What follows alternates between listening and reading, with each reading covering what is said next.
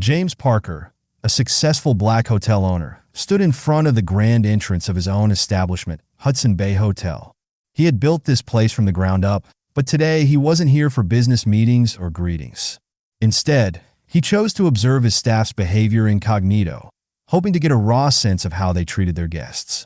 He dressed modestly in jeans and a plain jacket, his usual polished image replaced with something ordinary, hoping to blend in. The Hudson Bay Hotel looked stunning, its marble floors shimmering under the bright chandeliers.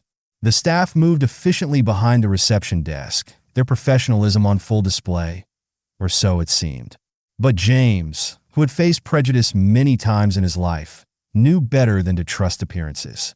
He had experienced firsthand how quickly respect could turn into disdain based on something as simple as the color of his skin. As James approached the front desk, the receptionist, a young man named Greg, barely acknowledged him. Standing right in front of him, James waited for a greeting, but the silence stretched uncomfortably long. When Greg finally lifted his head, it was with a look of mild irritation.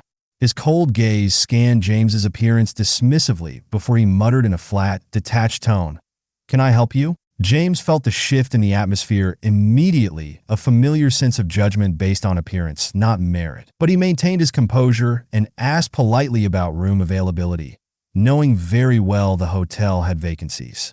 Greg barely glanced at the computer screen, replying curtly, "We're fully booked," before turning to speak with another staff member, effectively dismissing James. This scenario wasn't new to James.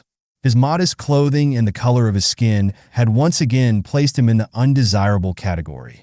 But instead of leaving, James decided to see how far this would go. Remaining at the desk, James calmly asked Greg to check his reservation. He had, of course, booked a room in advance, though this was more of a test than a necessity. Greg, clearly annoyed, sighed heavily and typed half-heartedly on the keyboard. After a few seconds, he smirked and said, "I don't see your reservation here. Maybe you should find somewhere else to stay." The thinly veiled hostility in his tone stung, but James stood his ground.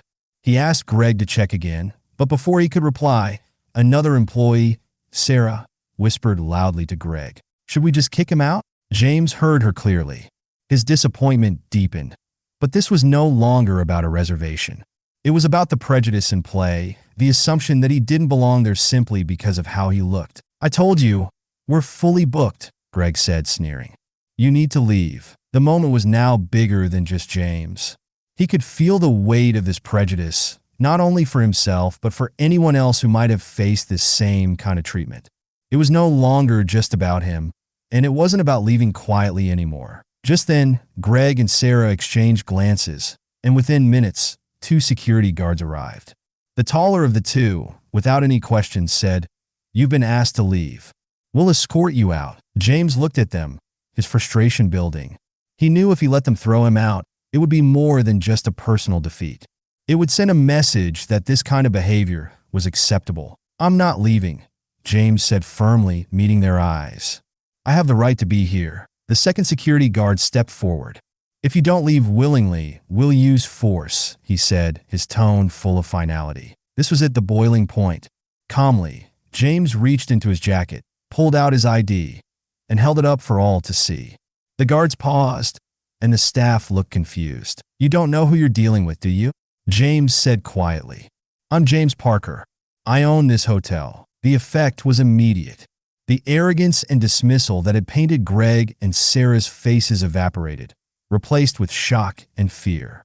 Their mouths opened, but no words came out. "You're the owner?" Greg stammered, his face paling as he finally comprehended the gravity of his actions. "You didn't even check my reservation," James said coolly. "You judge me based on how I look. That's all you saw." The silence in the lobby was deafening. The guards exchanged guilty glances and slowly backed away, hoping to fade from the situation. Moments later, the hotel's manager, Mr. Collins, rushed into the lobby, his face flushed with embarrassment. "Mr. Parker, I deeply apologize for this misunderstanding," he stammered, his voice trembling. James kept his gaze steady. "I'm not looking for apologies. I'm looking for change," he said, his voice steady but full of authority. "This isn't just an isolated incident. It's a symptom of a much deeper problem within this establishment, and it ends now. Mr. Collins nodded vigorously. We'll conduct thorough training and review all procedures. This will never happen again. James knew that words were easy. Real change, however, was much harder to achieve. I'll be following up to make sure that's the case, he said. This type of behavior can't continue in my hotel, or any hotel. After a tense conversation, James left the lobby and sat in the lounge, thinking about what had just happened. This wasn't about one rude receptionist or a handful of biased employees. It was about the deep-seated prejudice that ran through society, a system designed to see people like him as lesser. He dialed his wife, Leah, and told her about the incident. She listened quietly, her voice soft but firm when she finally spoke. I knew something like this would happen one day, she said, but I'm proud of you. You didn't just accept it, you're changing it. Her words gave James comfort. He knew his battle was not just for himself, but for those who didn't have the power to defend themselves against such bias. He thought about his father's advice, always reminding him to stand tall and fight for what's right. This wasn't the end of the journey. It was just the beginning. James stood, straightened his jacket, and walked out of the hotel with his head held high. The fight for justice was far from over, but today, he had taken another important step toward a future where everyone, regardless of appearance, would be treated with the respect and dignity they deserved.